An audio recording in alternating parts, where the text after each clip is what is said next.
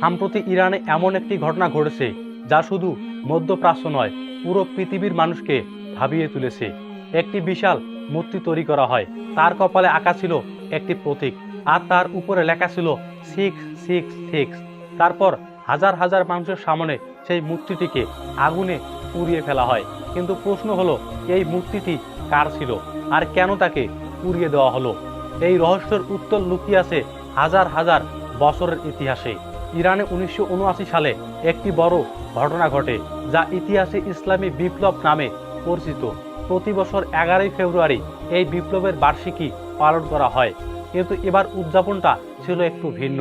এবার আর উদযাপন নয়, বরং একটি শক্তিশালী বার্তা ছিল। ইরানে 1979 সালে একটি বড় ঘটনা ঘটে, যা ইতিহাসে ইসলামী বিপ্লব নামে পরিচিত। প্রতি বছর 11 ফেব্রুয়ারি এই বিপ্লবের বার্ষিকী পালন করা হয়। কিন্তু এবার উদযাপনটা ছিল একটু ভিন্ন, কারণ এবার শুধু উদযাপন নয়, বরং একটি শক্তিশালী বার্তাও দেওয়া হয়েছিল। সেই অনুষ্ঠানে একটি মূর্তি তৈরি করা হয়। মূর্তির নাম ছিল BAAL, অর্থাৎ বাল। ইতিহাস অনুযায়ী হাজার হাজার বছর আগে মধ্যপ্রাচ্যের কিছু অঞ্চলে এই দেবতার পূজা করা হতো। মানুষ বিশ্বাস করত এই দেবতা নাকি বৃষ্টি দেয়, ফসল দেয় এবং শক্তি দেয়। প্রায় 4000 বছর আগে পৃথিবীর মানুষের কাছে সবচেয়ে বড় সম্পদ ছিল বৃষ্টি, ফসল এবং পশু সম্পদ। এই কারণে অনেক মানুষ প্রকৃতির সাথে সংযুক্ত দেবতার পূজা করত। তাদের মধ্যে অন্যতম ছিল এই দেবতা। কিছু ঐতিহাসিক বর্ণনায় বলা হয়, এই দেবতার সামনে বিভিন্ন ধরনের উৎসর্গ দেওয়া হতো। ইসলামী ইতিহাস অনুযায়ী এই সময় মানুষকে সত্যের পথে ফিরিয়ে আনতে একজন নবী পাঠানো হয়েছিল। তাদের মধ্যে ছিলেন হযরত ইলিয়াস আলাইহিস সালাম।